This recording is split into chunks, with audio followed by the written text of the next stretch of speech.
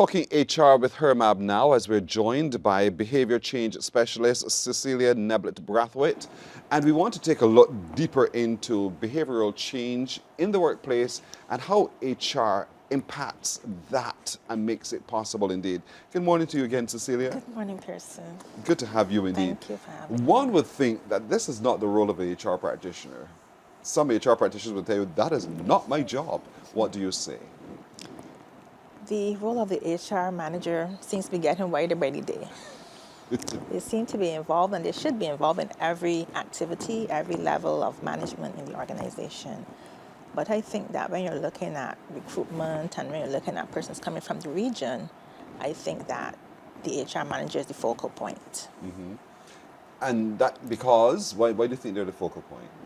Because they deal with human resources. Mm-hmm. And we're looking at making sure that we get, when we're looking at employment and we're looking at retention, we know when we start with the HR manager, then they can bring their expertise to the table where they can employ and they can have their interview sessions where they can utilize their skills to get the best possible internal customer for the organization. So this requires then more than just a straightforward interview. We were talking about the basics, filling in the form, so to speak. Yes. It is active listening and conscious effort to assess. Yes. And that's not easy, but I know HR practitioners have been trained to do so. Yes, they have been trained, and that is why sometimes I always say that I'm happy that HRMAB have chosen to include other professionals, because the behavior change model is a good model they can use as well. Because you have, I think, sometimes 5 stages, sometimes 4, where you have the pre-contemplation stage. Persons are unaware of what they're doing. You have the contemplation stage. Persons are not getting a little bit of idea of what they're doing. And then you have the action stage. Now, I understand, so some action can be taken. You also have the maintenance, because with action, you need to maintain. And sometimes you recognize we are human beings, so we would relapse. Mm-hmm. So when we relapse, and then you can go to any of the stages again and start to see how best. So it's a process. That's why I come on this program. We have programs, we have internal programs, we have television programs, we have media pulses, we have things on our website, so that persons can continuously, come and have a look, be educated. But behavior change needs to take place, and it takes place with training, takes place with education, takes place with active listening, takes place with engagement, takes place with a whole lot of things. Oftentimes, all of you just described about, moving from almost ignorance to practice. Yes. We tend to see that happen within the training modules. Yes. But then we don't see it applied within the everyday. Mm-hmm. It doesn't relate then to the everyday. Let's talk a little bit about that connectivity there, mm-hmm. because we don't just want to send a candidate for training and then they return to as usual. Mm-hmm. We want to see the benefits that we can derive from the training. Let's talk a little bit about HR's role in ensuring mm-hmm. that the money invested in training is well spent. Because you look at the capacity of the individual. You're looking at not only education-wise, but the capacity of this individual holistically. And then we're looking at motivating this individual. So when we send individuals for training, if it's looking originally, we're looking at what happened when you went to this training. Now we're looking at, do you have the capacity? Because after we go to training, sometimes we really do not understand everything that we've learned to facilitate. So we're looking now at motivating. How can we motivate this individual then? Is the space available? Is the organization's communications level available? Are we communicating on a holistic scale then that we can allow the individual then to bring what they learned to bear? So that is how then persons every day get a chance. If you're not a manager, you can have the junior manager sit with you in your meetings. You can delegate so that persons can, just regurgitate. The persons can get the opportunity to see how things are done, and eventually then it becomes a practice because your behavior is now changing, and it changes by maintenance, by doing things in a daily level. That requires a culture. Yes. That requires an understanding yes. within the organization mm-hmm. that this is now the way forward. This yes. is how we're doing it. Yes. And some would say to you this morning, but Cecelia, I hear you, but mm-hmm. you know how long we've been behaving like this? How do I change? How do I break the backbone of this bad behavior mm-hmm. so that I begin to see a more positive behavior in my workplace? It changes with the leaders. And then it's very difficult because people are really set in their ways and set in how they think because of their own culture, their own system. Sometimes it's how the era that they were born. Sometimes there's a lot of other variables. But I think that leaders, they're responsible for the delivery of good service across the board. And it starts by letting your internal customer and your external customers see the value.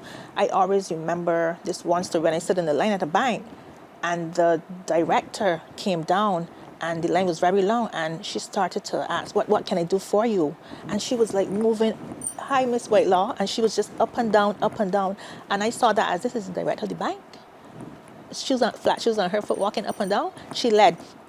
So this is what we're looking for, persons to lead from in front, so that the workers then can see how things are done, because they're looking for a framework for which to follow. So they're basically following your framework. So if we can just find a medium between being leaders, being human resource managers, and leading, because sometimes you recognize that the human resource manager, as he puts it, got a very ticklish job, because they are employed as well. So they have somebody above them, and they also have the employees. So we have to make sure that we lead, although we're working basically arbitrary for both persons. It's like an attorney. You still have to make sure that good guidelines are set, they are followed by you as well, and they are managed at every level of your organization. And you're held accountable. And you are held accountable. There was a program I did banking, so if interested that you went across that as a reference to support your point.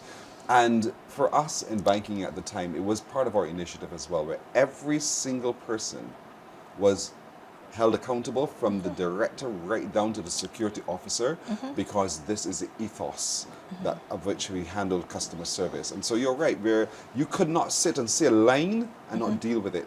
You get up and you engage with as well, so that our customers are very happy, they were served efficiently and the like. And so I understand what you're talking about, but it requires, as you've said, top down all the way through, that everyone understands their role and responsibility, and that you are also held accountable, and not to feel in any way put off when a junior says to you, but you've let me down. Yes. You've let the whole system down because our agreement is, and you did not. I want to say that is a perfect example. I always like to give examples to persons. I worked at the QE, it's my first job. And I remember our first director, late Thelma Henry, she would come to work on mornings at minutes to 6 in the dark. And she would go to every department. So she would go to the general workers first. How you doing? You got any problems this morning? Yes, ma'am. There's a problem, that is a problem. Go to the nurses. So by the time 9 o'clock starts and gates open, nobody don't have a problem. So she don't have anybody coming to her office with a problem, because she have already engaged every department to see where they're at. Say, well, okay, I'm going to bring this for you tomorrow. Just hang in there with me. So by this time it was 9:30. Her office very seldom had persons, because she walked the floor, she talked the talk, she engaged with persons. She just let them know, well, look, you are important to the organization, you are important to me, and we will see how best we can do this. So we're doing this together. So you have to lead from the front, let persons know you are with them, you are for them, you are here to work with them, and then things seems to be a little bit better, because the culture now have changed from you are the director, you don't care anything about us, we're only here to work, from now we are a part of this organization. So it's just about the culture, and culture plays a really, really big part in it. I know an HR practitioner is probably saying this one, I hear you. All of that work. Yes, it is. I don't have the time, because the boss is requiring me to do reports. I have to do research into this or that. And how do I find the time now to go out and listen to everyone, to absorb what everyone is saying? That's one scenario. The other one is, I have listened, I have absorbed, I've reported, but I'm not getting the kinds of responses from my supports, which are above me, my directors, to make the changes that our staff want. And so, what do? I'm caught in the middle. You have to find a medium to make a change. We have demanding jobs. I have a demanding job, and sometimes persons ask me if I'm schizophrenic, because sometimes I have 3 appointments. So on mornings, I may have Barbados Community College, where I am in a jeans and a t-shirt. At lunchtime, I may have a hotel, so I don't have to take back off that t-shirt and put on my jacket. And the evenings, I might have my sex workers group, where I have to tie up my head and put on my slippers and go downtown and blend in. So we have to make sure that we meet the needs of our employees.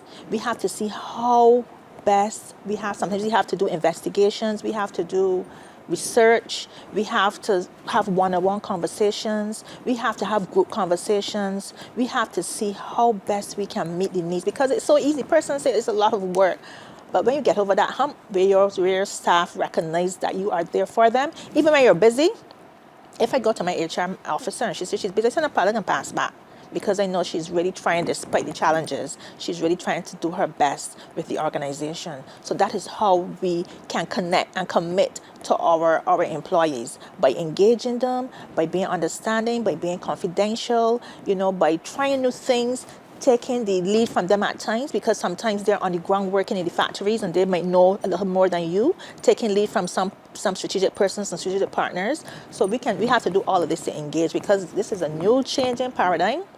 So we have to be holistic and triangulate every possible method we have to make sure that we get high levels of productivity. I want to look at this now within the context of free movement in the Caribbean, Yes. and how people are moving now and bringing their own cultural norms into Yes. different environments and the struggles that could follow therefrom.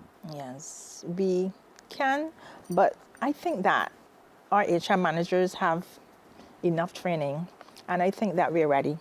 We're ready for the change that can exist, but we have to make sure that we go on the ground to work with our internal customers as well as our external customers, because sometimes fear, when you don't have knowledge, you have fear. So we have the programs. You can go on the HRMAB website. We have new information uploaded every day to the HRMAB website, but we can train our internal customers to understand some of the challenges, some of the benefits of, and I see there are more benefits, because we were going to the Canadian Farm Program for years. My grandfather went to the Canadian program long before he was born. He always talked about it at home, and doctors coming from all over the region. Me working at the QEH, I employed a lot of doctors from India, all over the world, so they were coming here.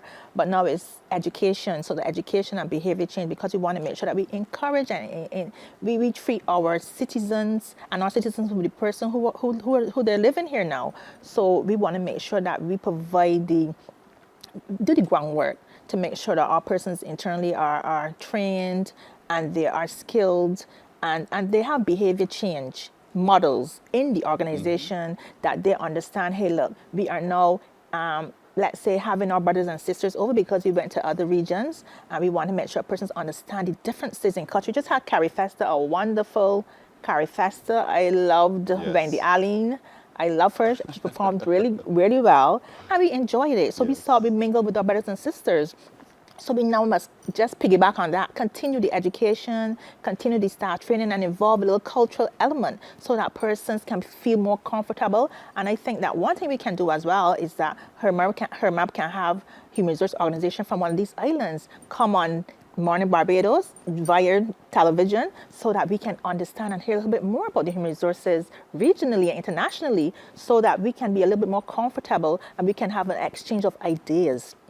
You're right. Information dispels ignorance. Ignorance, You're quite yes. right. And so, again, you just brought all this back to me again. You're unearthing me my first job in banking again, where it was not just a regional bank, but it was an international bank. And so there was this cross-fertilization simply because staff were encouraged to move together. And the training school was held in Barbados, but you brought in people from the different territories who interacted with each other.